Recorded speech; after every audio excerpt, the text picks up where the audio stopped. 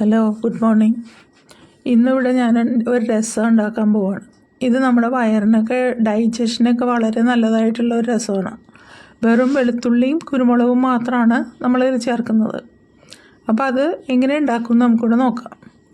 ആദ്യം നമ്മൾ കുക്ക് ചെയ്യാൻ ഉദ്ദേശിക്കുന്ന ഓയിൽ, അത് കോക്കനട്ട് ഓയിലോ അല്ലെങ്കിൽ നിങ്ങൾ ഉപയോഗിക്കുന്ന കനോള ഓയിലോ എന്ത് വേണമെങ്കിലും നിങ്ങൾക്ക് യൂസ് ചെയ്യാം. ഞാനിവിടെ കോക്കനട്ട് ഓയിലാണ് യൂസ് ചെയ്തിട്ടുള്ളത്. ഇപ്പോൾ ഇവിടെ വിൻ്റർ ആയതുകൊണ്ട് ഈ വെളിച്ചെണ്ണയൊക്കെ ഇങ്ങനെ കട്ടയായിട്ടിരിക്കുകയാണ്. ആ കോക്കനട്ട് ഓയിലിലേക്ക് കുറച്ച് മസ്റ്റാർഡ്, നമ്മുടെ കടുക് അതിലേക്ക് ഇടുക. കടുക് പൊട്ടി കഴിയുമ്പോഴേക്കും നമുക്ക് ഇവിടെ ബാക്കിയുള്ള ഇൻഗ്രീഡിയൻസ് ചേർക്കാം. അപ്പോൾ ആ കടുക് പൊട്ടി പുറത്തു പോകാതിരിക്കാൻ വേണ്ടിയാണ് ഇതുപോലുള്ള ഒരു കവറിങ് വയ്ക്കുന്നത്. അപ്പോൾ അത് പൊട്ടി പുറത്ത് വീണിട്ടുണ്ടെങ്കിൽ നമ്മൾ തുടച്ചൊക്കെ വൃത്തിയാക്കാനൊക്കെ ബുദ്ധിമുട്ടല്ലേ. അപ്പോൾ അതുകൊണ്ട് ഇതുപോലെ കവർ ചെയ്തിട്ട് കടുക് പൊട്ടി കഴിയുമ്പോൾ നമുക്കതിലേക്ക് ബാക്കിയുള്ള ഇൻഗ്രീഡിയൻസ് ചേർക്കാം. കുറച്ച് ഉലുവ ഇടണം.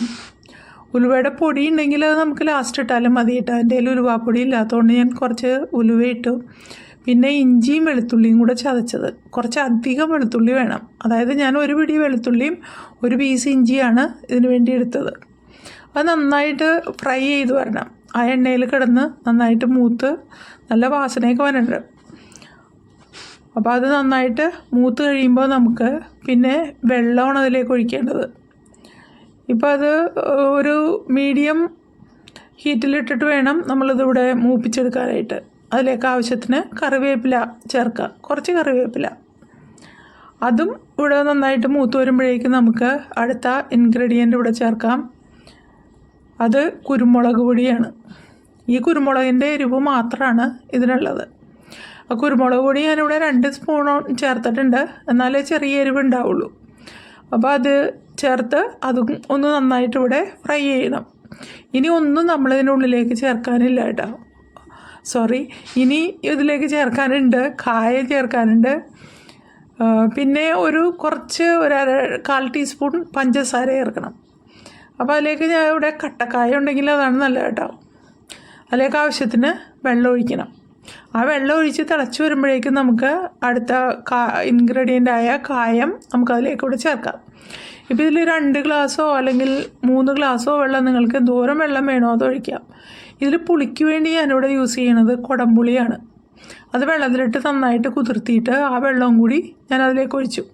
പിന്നെ ഉപ്പ് ചേർക്കാം. ഉപ്പ് ചേർത്തിട്ട് നമ്മൾ അതിൻ്റെ ടേസ്റ്റ് ഉപ്പ് പാകത്തിനുണ്ടോ എന്ന് നോക്കിയിട്ട് വേണമെങ്കിൽ കുറച്ചും കൂടി ചേർക്കാം കേട്ടോ. ഞാനിവിടെ 1-1.5 സ്പൂൺ ചേർത്തിട്ടുണ്ട്. ഇനി അടുത്തത് 1/2 സ്പൂൺ അല്ലെങ്കിൽ 1/4 സ്പൂൺ പഞ്ചസാര ചേർക്കാം. എനിക്കിവിടെ പഞ്ചസാര കഴിക്കാൻ പറ്റില്ല, അതുകൊണ്ട് ഞാനൊരു ഷുഗർ ഫ്രീ ടാബ്ലറ്റാണ് അതിലേക്ക് ഇട്ടത്. അപ്പോൾ അതിട്ട് നന്നായിട്ട് ഇളക്കി ഇനി അത് നന്നായിട്ട് തിളച്ച് വരണം. അതിനു മുമ്പ് നമുക്ക് ടർമറിക് പൗഡർ ചേർക്കാൻ ഞാനിവിടെ മറന്നുപോയി. അപ്പോൾ അത് മഞ്ഞൾപ്പൊടി 1/4 ടീസ്പൂൺ അതും ചേർക്കാം. അടുത്തത് കായം പൊടിയും ചേർക്കാം, നിങ്ങൾക്ക് കട്ടയും ചേർക്കാം. ഞാനൊരു പീസ് ഇവിടെ ചേർത്ത് ശേഷം അത് പോരാന്ന് തോന്നിയപ്പോൾ കുറച്ച് പൊടി കൂടി അതിലേക്ക് ഇവിടെ ഇടാണ്. അപ്പോൾ കായവും ചേർത്തിട്ട് ഇനി ഇത് നന്നായിട്ട് തിളച്ച് കുറച്ച് വറ്റണം ഇവിടെ കിടന്ന്. അതായത് വെളുത്തുള്ളിയുടെയും അതുപോലെ കുരുമുളകിൻ്റെയും ഒക്കെ ടേസ്റ്റ് അതിലേക്ക് ഇറങ്ങി ഒരു ഇളം മഞ്ഞ നിറത്തിലുള്ളൊരു ജ്യൂസായിട്ട് മാറണം അത്. അപ്പോൾ അത് ഇപ്പോൾ ലൈറ്റ് ബ്രൗൺ കളറായിട്ട് മാറിയിട്ടുണ്ട്. നന്നായിട്ട് ഇളക്കി കൊടുക്കുക.